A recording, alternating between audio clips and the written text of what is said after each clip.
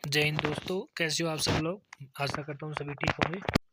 Hello guys, आज हम बात करने वाले हैं बजट 2024 के बारे में।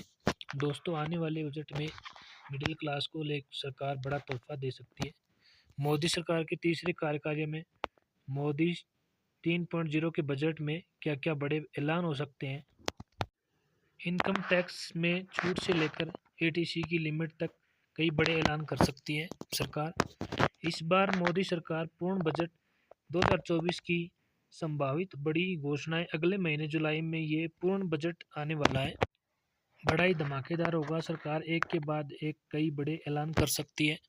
वैसे तो आपको पता होगा, हर साल बजट फरवरी महीने में पेश किया जाता है, लेकिन इस साल 1 फरवरी को सरकार ने अंतरिम यूनियन बजट पेश किया था, क्योंकि बजट के बाद फिर लोकसभा चुनाव आने वाले थे, सरकार बदलनी थी, तो इसलिए पूर्ण बजट नहीं था ये फरवरी में, बल्कि अंतरिम यूनियन बजट था।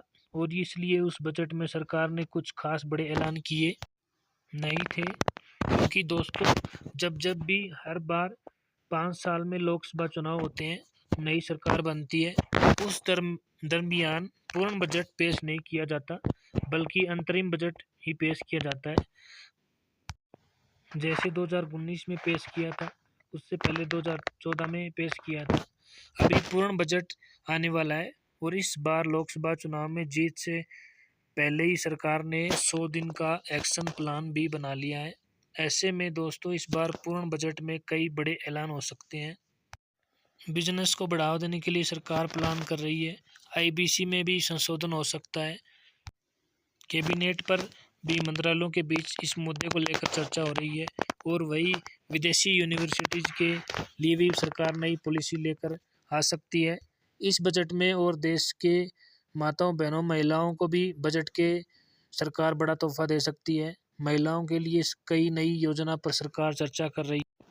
गाइज, आपको बता दूं, बजट से पहले देश की वित्त मंत्री निर्मला सीतारमण ने प्री मीटिंग बजट बैठक भी की।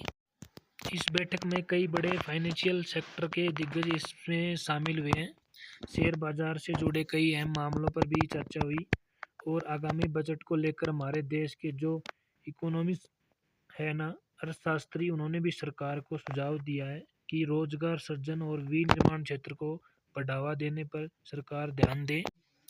मतलब ज़्यादा से ज़्यादा युवाओं के लिए रोजगार क्रिएट हो सके, क्योंकि अभी हमारे देश में बेरोजगारी एक बड़ा मुद्दा है, और इसलिए सरकार को रोजगार सृजन पर ध्यान देना चाहिए। ये मतलब सरकार को बजट से पहले सुझाव दिए गए हैं देश के बड़े बड़े अर्थशास्त्रियों के द्वारा।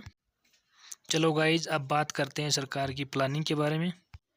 पहला अपडेट है बजट में टैक्स बोझ घटाने और खाद्य वस्तुओं की महंगाई काबू में लाने की। उद्योग जगत ने भारतीय अर्थव्यवस्था की रीढ़ और रोजगार के लिहाज से महत्वपूर्ण माने जाने वाले एमएसएमई यानी सूक्ष्म लघु और मझले उद्यम क्षेत्रों को बढ़ावा देने की भी बात कही है। सरकार ने बजट में एमएसएमई को बढ़ावा देने पर जोर दें, ताकि देश में कारोबार बढ़ सके, लोगों को रोजगार मिल सके, थोड़ी महंगाई कम हो सके। इसके अलावा एपीएफ के ब्याज पर टैक्स को भी ख़त्म करना। दोस्तों, इनकम टैक्स की सीमा भी बढ़ सकती है। 10 लाख तक की आय पर टैक्स छूट की उम्मीद है। आम आदमी को, मिडिल क्लास लोगों को टैक्स छूट जो एटीसी में मिलता है ना, उसके भी सरकार बदलाव कर सकती है। केंद्र की नई मोदी सरकार अपने तीसरे कार्यकाल में इस वित्त वर्ष 2024-25 के पूर्ण बजट को जुलाई के तीसरे सप्ताह में पेश कर सकती है। और ऐसे में मिडिल क्लास और टैक्स पेयर्स को इस बजट में बड़ी राहत मिलने की उम्मीद है। राइटर की रिपोर्ट के मुताबिक मोदी 3.0 अपने पहले बजट में 10 लाख सालाना कमाने वाले लोगों के लिए इनकम टैक्स दरों में कटौती करने पर विचार कर रही है। गाइस, सरकार कर रही है रोबोट टैक्स पर चर्चा। आपको बताया था वित्त मंत्री ने बजट से पहले ये अर्थशास्त्रियों के साथ एक बैठक की थी, और इस बैठक में देश को मैन्युफैक्चरिंग हब बनाने और ग्रेजुएट को रोजगार के लायक बनाने के सुझाव भी दिए गए हैं।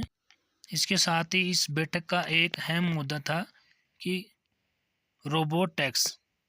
अगर अर्थशास्त्रियों के सुझावों पर अमल किया जाए तो सरकार बजट 2024-25 में रोबोट टैक्स लागू करने का ऐलान कर सकती है। बेसिकली ये रोबोट टैक्स का मतलब ही यही है, एआई के बढ़ते इस्तेमाल के रोजगार पर पड़ने वाले असर को कम करने के लिए ही ये रोबोट टैक्स लागू करना प्लान है। क्योंकि आपने सुना भी होगा और देखा भी होगा, कंपनियों के माहौल में, मार्केट के बाजार में ज़्यादातर कंपनियां अपने एम्प्लॉयज़ को नौकरी से बाहर निकाल रही। रोबोट टैक्स लगेगा तो कंपनियां कर्मचारियों की छंटनी पर थोड़ा रोक लगाएगी और लोगों को रोजगार अच्छे से मिल पाएंगे। रोबोट टैक्स लगाने पर आम आदमी को कोई नुकसान नहीं होगा। सरकारी कर्मचारियों को भी सरकार बजट के दौरान राहत दे सकती है। 8वां वेतन आयोग यानी कि 8 पे कमीशन लागू किया जा सकता है, क्योंकि बजट से ठीक पहले केंद्र सरकार को ये प्रस्ताव भी दिया गया है। और ये नया वेतन मान लागू होते ही केंद्र सरकार के कर्मचारियों और पेंशन धारकों की बेसिक सैलरी, भत्ते, पेंशन और दूसरे सभी तरह के लाभ बढ़ जाएंगे। सरकार इस बजट में किसानों को भी बड़ा तोहफा दे सकती है। पीएम किसान से लेकर टैक्स स्लैब कई चीज़ों में बदलाव देखने को मिलेंगे। और किसानों के लिए शानदार फैसला ये हो सकता है कि पीएम किसान सम्मान निधि योजना के तहत जो अभी 6,000 मिलते हैं ना, उसको सरकार बढ़ाकर 8,000 तक कर सकती है। क्योंकि लोकसभा चुनाव के दौरान भी ये मुद्दा काफ़ी अहम रहा। अभी किसानों के खाते में 17वीं किस्त केंद्र सरकार ने 18 जून को 20,000 करोड़ ट्रांसफ़र किए थे।